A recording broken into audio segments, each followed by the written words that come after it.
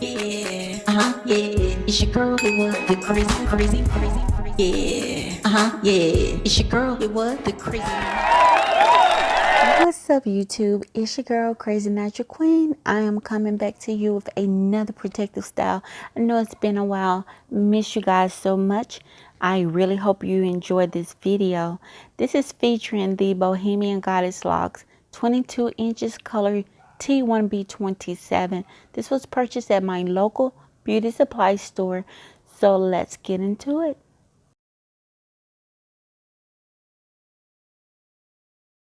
Good morning, brothers and sisters. I know that you know that miracles happen every day. So for this crochet style, I have individuals. The only thing I did was have plaits in the front, and then you crochet the hair and just use the wrap and tuck method. I didn't record it because there are tons of videos out there if you really are unsure on how to achieve that, so I didn't record it. The rest of my hair is in the usual braiding pattern that I have. The link, it will be in the top of this video if you want to check that out as well on how I braid my hair. So please stay tuned and keep watching.